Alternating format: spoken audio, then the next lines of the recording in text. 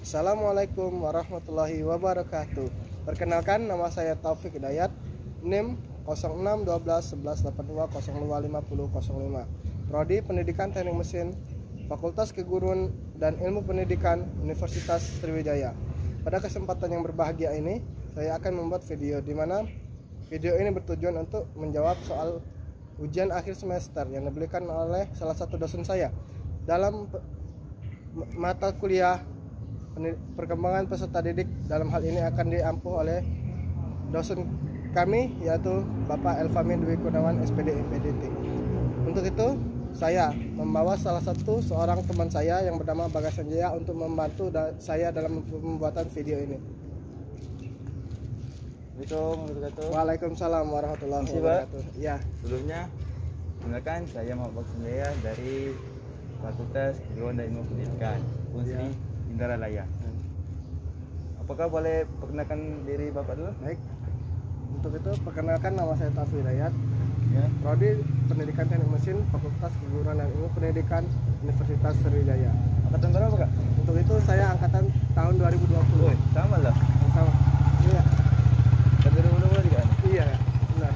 Maaf Kak, sebelumnya Kak mengganggu ya Kak. Nah, Sini saya akan menanyakan beberapa pertanyaan. Apakah mengganggu Kakak? oh tentu tidak, Kak. Silakan. Baik Kak. Soal yang pertama Kak. Ya.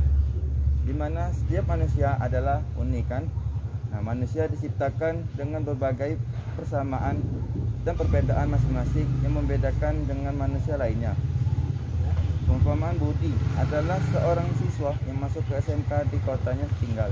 Siswa tersebut memilih untuk masuk ke SMK karena dari saran dan pertimbangan dari keluarganya. Alasannya adalah setelah lulus maka akan mudah untuk mendapatkan pekerjaan. Keluarganya termasuk keluarga yang kurang mampu, sehingga akan kesulitan ketika ia mau melanjutkan ke jenjang pendidikan yang lebih tinggi. Di sisi lain sebenarnya ia tidak berbakat di jurusan SMK tersebut. Ia berbakat di bidang komunikasi. Untuk masuk sekolah komunikasi memerlukan kan biaya yang sangat besar kan. Nah, sedikit dan sekolah tersebut ada di luar kota Kak. Nah, sebagai seorang pendidik, solusi apakah yang akan Kakak berikan kepada Budi sehingga dia bisa menerima keadaan ini dan memaksimalkan potensi yang ada pada dirinya sekarang ini? Baik. Terima kasih, Kak. Sebelumnya untuk soalnya. Baik, di sini saya akan menjawab. Untuk hal yang pertama, yakni seharusnya Budi itu ketika dia SMA ingin melanjutkan ke perkuliahan, sebagian dia tuh mengejar namanya tuh bidik misi ataupun beasiswa yang diberikan oleh universitas ataupun instansi pendidikan kampus pada saat itu, dimana itu kan pasti dibantu guru untuk berkonsultasi. Selanjutnya dia akan memilih jurusan sesuai yang ia inginkan. Namun apabila tidak masuk dan ia disarankan oleh orang tuanya untuk memilih pendidikan yang lain, maka sebaiknya dia harus memikirnya matang, karena sesuatu yang terpaksa itu tidak baik.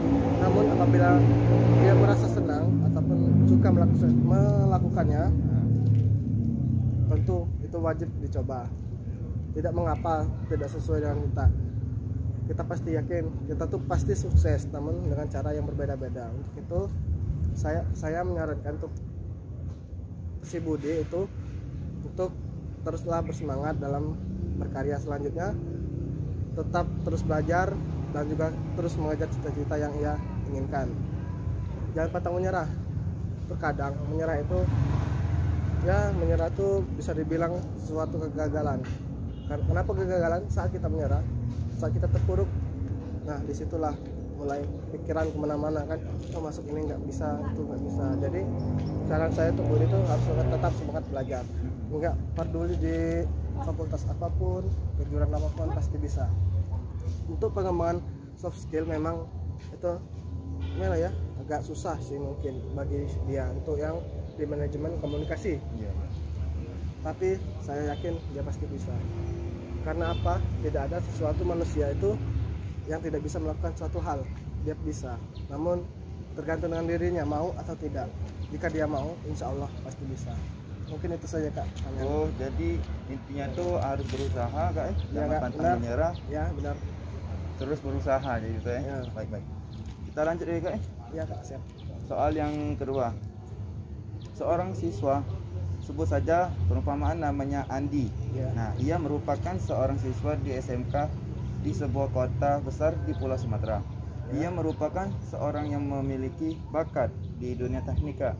Nah, hanya saja ia orang yang tidak percaya diri, pemalu, overthinking, dan ia selalu ragu akan keputusan dan tindakan yang ia buat. Ia takut keputusan yang ia buat akan ditolak oleh orang lain. Nah kak, sebagai seorang pendidik, solusi apa yang akan kakak berikan kepada Andi sehingga dia bisa menerima keadaan ini dan memaksimalkan potensi yang ada pada dirinya saat ini kak? Baik, terima kasih kak untuk pertanyaan keduanya. Di sini kasus dari Andi tersebut hampir mirip dengan saya. Saya juga orangnya pemalu, pesimis, nggak pede, segala macam. Tapi saya mengatasi itu semua dengan cara yakni mencari teman, mencari relasi yang sefrekuensi dengan kita, ataupun mungkin juga mencari teman yang lebih hebat daripada kita, dimana kita mengambil kepercayaan diri dari mereka itu. Oh begini ya untuk percaya diri. Selanjutnya kak, yang paling penting itu dalam hal pergaulan, dimana kita jika bergaul dengan orang yang pandai berdebat, yang bisa ngomong ataupun public speakingnya bagus, kita mungkin bisa menirunya, atau mungkin mereka akan mengajak kita untuk berpublic speaking ataupun yang lainnya. Selanjutnya yang kedua, untuk mempertebal rasa percaya diri kita, tentu kita harus berdoa kepada Yang Maha Esa, dimana itu merupakan motivasi awal dalam pengembangan percaya diri kita. Rasa keinginan kita tuh insya Allah pasti dipermudah oleh Allah. Selanjutnya tuh kak, yang paling penting yaitu motivasi dan dukungan dari seseorang, karena tanpa adanya motivasi tersebut tentu kita tidak bisa melakukan apa-apa.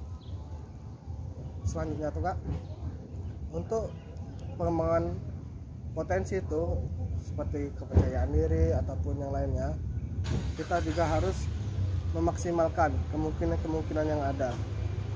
Ya mungkin seperti kita tampil di ngaptek misalnya disuruh tuh, kita harus percaya diri.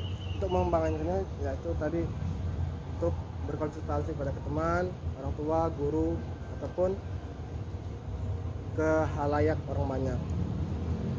Mungkin juga bisa melalui pembelajaran di YouTube ataupun mungkin di rumah juga bisa kak. Kita seperti di kamar mandi kan, maaf, bukan hanya di kamar mandi tapi di kamar tempat tidur dengan cermin saya bicara dengan cermin, ataupun di ruang kosong kan di rumah kita tuh berbicara.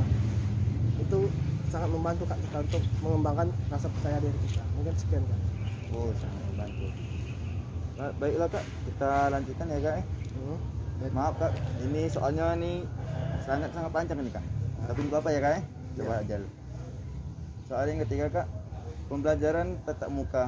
Nah saat ini kan udah mulai kan online kan. Nah tapi kan terkadang banyak juga universitas yang offline tapi jarang kan kak. Oleh karena pendampak COVID-19 ini kak. Nah pembelajaran tatap muka telah berubah menjadi pembelajaran tatap maya kak. Benar. Nah hal ini disebabkan oleh adanya pandemi COVID-19 yang saya ceritakan tadi kan kak.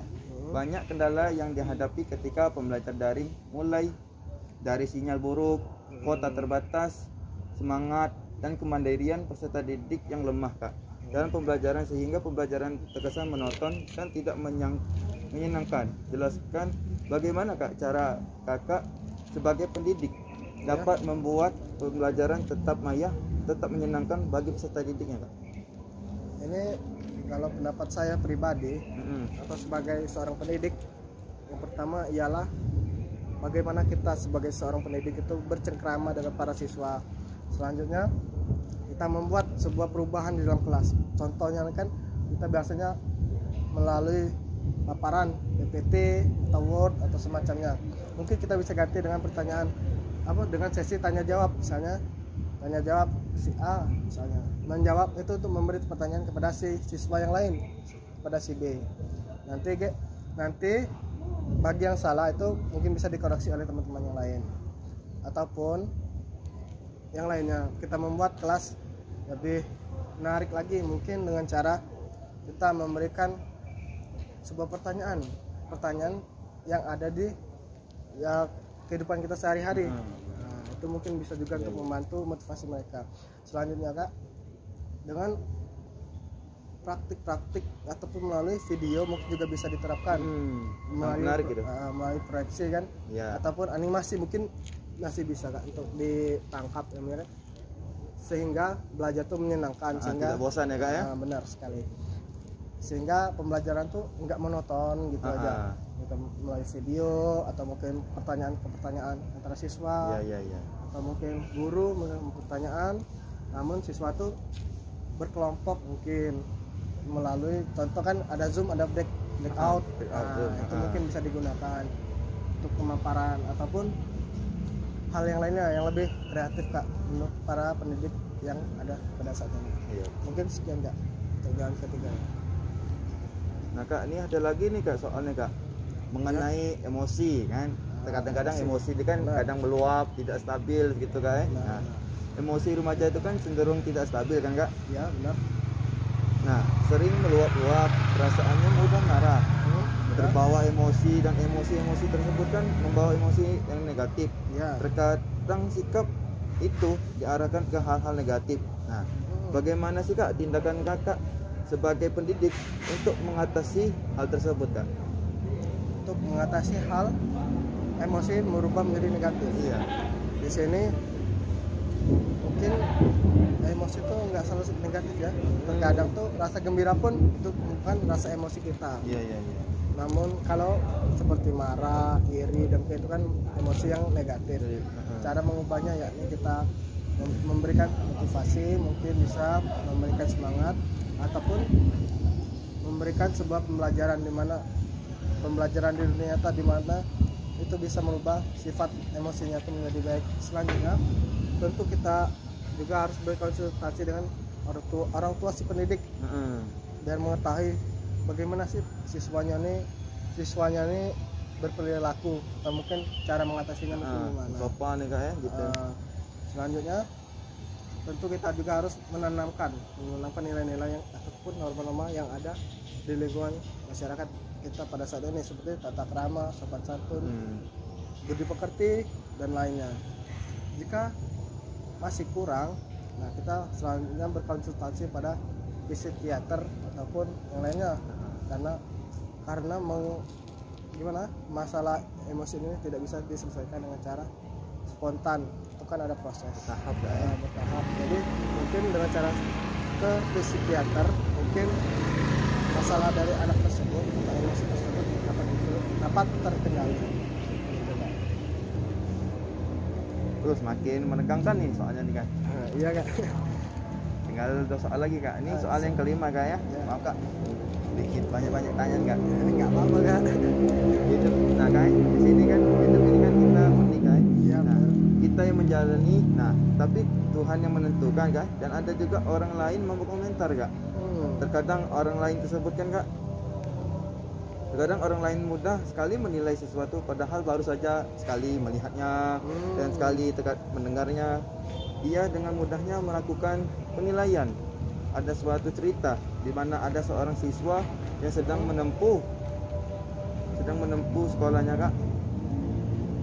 Ya.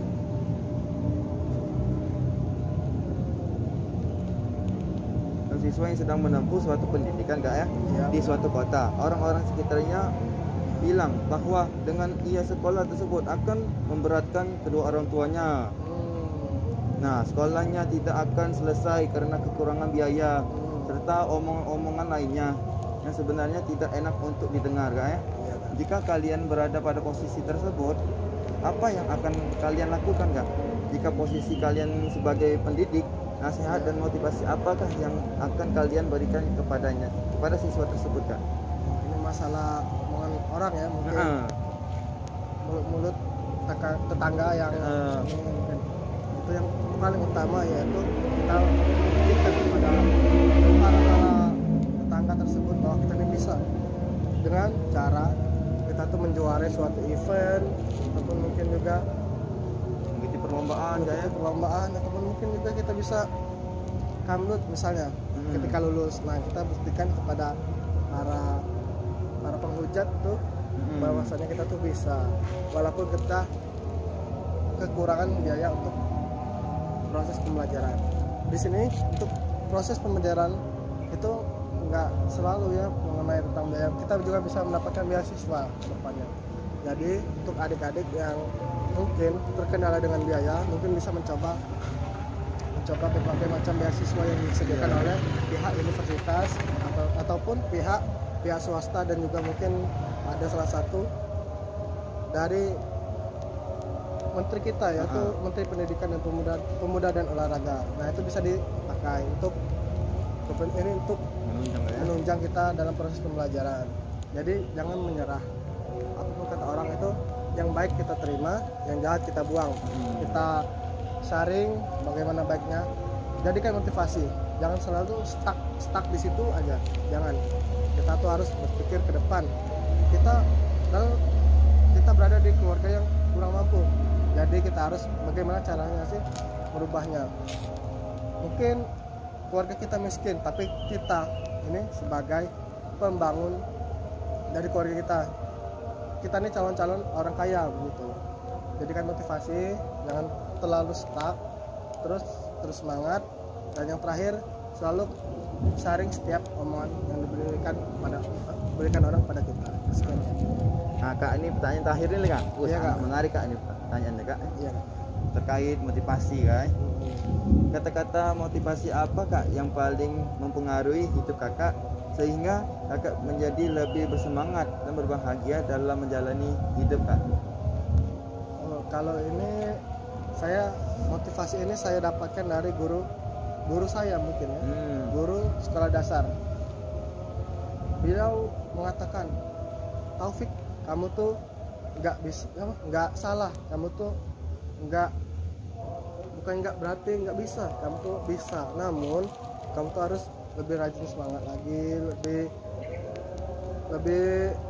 lebih semangat, lebih bisa, lebih giat belajar. Insya Allah kamu bisa. Selanjutnya kamu tuh jangan terlalu keras kepala, karena kamu tuh sebenarnya memiliki hati yang lembut. Selanjutnya juga kita tuh harus percaya diri, nggak boleh sombong. Nah, mungkin itu sih motivasi yang sangat berkesan bagi saya. Selanjutnya kalau motivasi dari orang tua, nak, kamu itu sebagai anak pertama, kamu itu menjadi contoh bagi adik kamu. Kamu baik, tentu adik kamu juga akan menjadi lebih baik lagi. Nah, jadi sekian kak, itu motivasi yang diberikan oleh Kira-kira kak, maupun ada kak motivasi yang disampaikan atau telah secara langsung disampaikan oleh dari teman-teman kakak untuk kakak? Ada kak? Untuk teman-teman sih cuma satu sih. Apa? Itu jangan mudah untuk berputus asa. Selanjutnya, fisik tidak selalu menggambarkan kepribadian seseorang. Jangan pernah menilai jangan menilai seseorang dari fisiknya dari saja. luarnya saja ya, ya benar. Dan don't judge book by a cover. Mungkin sekian kak. Baik kak. Terima kasih sebenarnya kak. Sebelumnya saya berterima kasih kak telah menyempatkan waktunya untuk ditanya-tanya kak. Diwawancarai. Sebenarnya saya sedikit menyampaikan kak pesan. Ya. Jadi kita ini sebagai pendidik ya kak tadi kak ya. Iya benar. Harus meningkatkan kualitas pengajarannya agar siswa tersebut itu agar menarik dan juga bersemangat pada saat pembelajarannya. Ya benar sekali kak. Mungkin itu saja ya kak. Ya. Maaf sebelumnya mengganggu waktunya kak. Apa kak? Ya. Saya akhiri. Wassalamualaikum warahmatullahi wabarakatuh. Waalaikumsalam warahmatullahi wabarakatuh. Terima kasih kak ya. Iya kak, sama-sama. Sampai jumpa kak. Ya.